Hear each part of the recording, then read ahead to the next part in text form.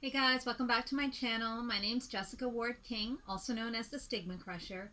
And here in this channel we deal with issues of mental health and mental illness from my twin perspectives as a person with lived experience of bipolar 2 disorder, as well as a person with a PhD in experimental psychology.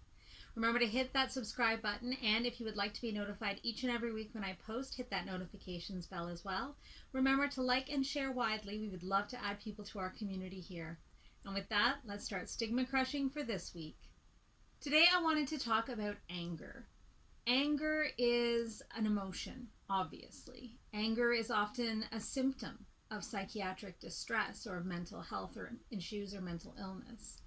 Anger is a secondary emotion. It doesn't even have its own fuel. It's often fueled by other feelings, more primary feelings like sadness or hopelessness, or sometimes even excessive happiness. Anger is really just an indication to the internal world that there is something not right. And it can really be a response to any internal or external stimulus. But I wanted to specifically talk about anger as a symptom of mental illness. So with my bipolar disorder, anger can be a feature in my hypomanic phase as well as in my depressive phase. And it has different ways of expressing itself. So in my depressive phase, I often feel internalized anger or anger towards myself. That can manifest in terms of negative self-talk, in terms of beating myself up, in terms of sometimes self-harm, so actual violence towards the physical self. It can also appear in terms of suicidality or suicidal ideation, so the desire to end one's own life. Anger can be an internalized force that is very, very strong and very, very damaging. I know I've been feeling it a lot lately in that internalized kind of anger. Why am I like this? Why isn't it any different? Why can't I get out of this? What kind of a moron am I? What kind of a horrible person am I? What kind of a terrible mother am I? I mean, all of those kinds of self-abusive talk is internalized anger.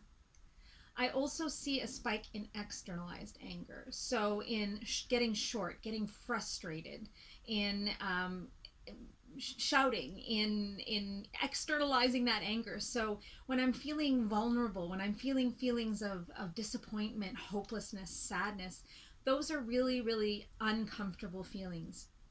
And they leave a person feeling exposed. They leave me feeling as though I am vulnerable. And vulnerability in humans, in terms of the African tundra and as an evolutionary mechanism, vulnerability isn't quite such a good thing. When you feel vulnerable, you feel like you're in danger.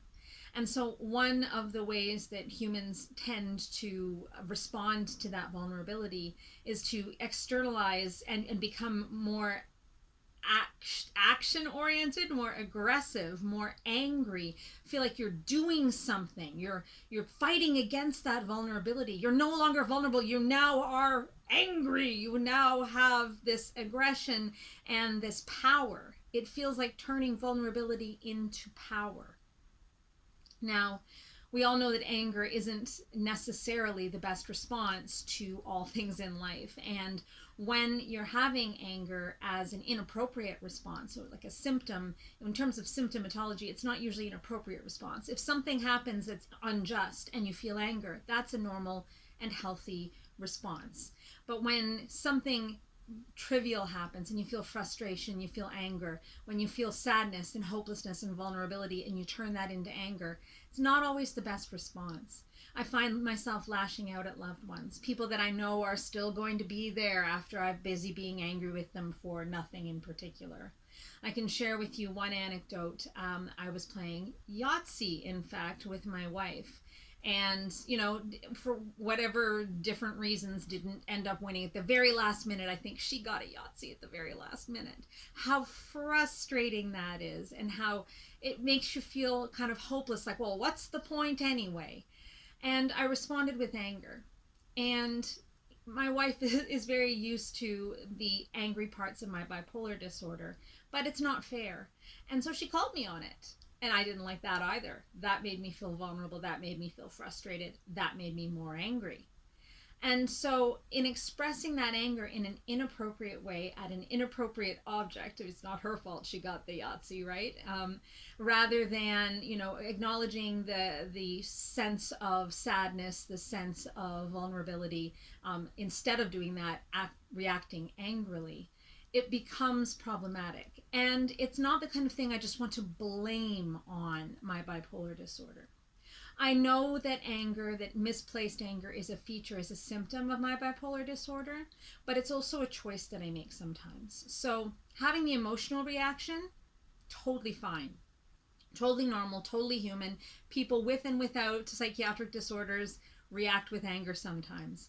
But attributing that anger to either something that is happening to me, so it's my disorder and there's nothing I can do about it, versus it's my disorder, but also I can make the choice of whether I react that way. Or sometimes it gets the better of you and you react that way, but can I own up to it? Can I take accountability for that anger?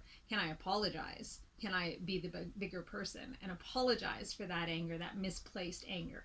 That's what's important in terms of, recognizing the anger as a symptom of my bipolar disorder, but not as something that I'm now just allowed to do because I have bipolar disorder and we know that anger is a symptom. In terms of the hypomania, that feeling of agitation, that feeling of not being able to stay still, and that feeling of having so many things to say and so many things to do, and other people just aren't getting it, and why are you looking at me like I'm not making sense? Of course I'm making sense. And that kind of externalized anger can come out then too. And again, it is a symptom of my bipolar disorder, but it's also a choice that I make for how I choose to react, how I choose to express myself, and if I make a mistake and react in anger when I shouldn't, how I choose to go back and make atonement for that inappropriate outburst. Now, anger is a feature of a lot of psychiatric disorders, as I mentioned: depression, unipolar or bipolar, ADHD. I often see it in my little kiddo, where he gets frustrated, his body doesn't feel right, his brain doesn't feel right, he gets frustrated, and instead of being scared or anxious or vulnerable, instead he goes active and he goes outwards and he goes angry. And I see it all the time, and I'm trying to teach him, but I mean, for a little one, it's difficult. It's difficult enough for a grown up, but very difficult for a little one to be able to master that anger or to even be able to come back on it and atone for it later. It's also a feature of obsessive compulsive disorder, for example. And so people with obsessive compulsive disorder, they can often feel a lot of that internalized anger. So having to do those rituals, those obsessions, having those obsessions and having to do those compulsions to make up for things that they see in themselves. So in terms of atoning for, the frustrations that they have inwardly. We see it in post-traumatic stress disorder. We see it in oppositional defiant disorder in little ones. We see it in externalizing disorders. There are, disorders that are basically centered on the inappropriate expression of anger. And it can be a really big problem because anger leads you to do impulsive things quite often. You can have slow boiling anger that is constant and not impulsive, but quite often when it's that reactive kind of anger, impulsivity comes with it. And if it's self-abusing anger, internalized anger, as I mentioned, suicidality or self-harm can result. If it's externalizing anger, then actually acting out in aggression or violence towards other people can result. And that, of course, results in problems with the criminal justice system, problems within families and romantic relationships. I mean, obviously, we can't go around being violent towards one another, regardless of whether it's a symptom of our disorders or not. So the two things that I really wanted to balance today, and it's going to be a short one, this little discussion of anger. This could be a huge, long topic. You could do entire, courses on anger and their expression in psychiatric disorders. But we won't do that today. I just really wanted to highlight the two things. One, that it is a symptom of a lot of psychiatric disorders and mental health issues, from anxiety to mood disorders to psychosis to, the whole gamut. Because anger is that secondary emotion, it's got behind it something like frustration or hopelessness or sadness, that anger really, it can come out as a result of such a variety of symptomatology and experiences in life. And it can be internalized or externalized. It can be invisible or very, very visible to anyone around you. Because it is such a complex and secondary emotion, it can really come out in so many ways. But so there's that piece where it's a symptom and where it's something that you have trouble with. But there's also that piece where we have to make a decision about how we're going to express ourselves and the responsibility that we're going to take for our own anger. And as I say, sometimes the two collide and we make very bad choices, or it almost feels like we don't have any choice at all. And you end up having to make atonement rather than having to get to have the choice of how you respond. But it's important. It's important to remember that there are those two things going on.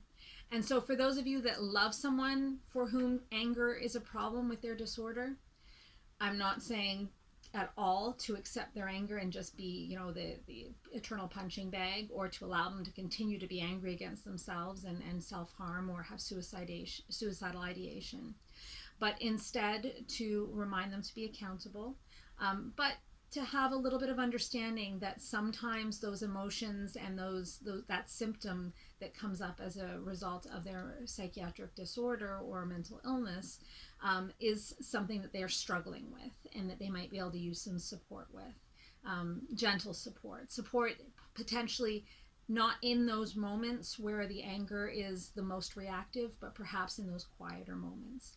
And for those of you like me that are struggling with either internalized anger or externalizing anger, or both, like I am, try to give yourself a little bit of leeway. It is something you're going to struggle with, but that you have to continue the struggle, and you have to continue to try to master the anger towards yourself and towards others, and to take, as I keep saying, to atone for it, or to take responsibility for the emotional states that you express to yourself and to others.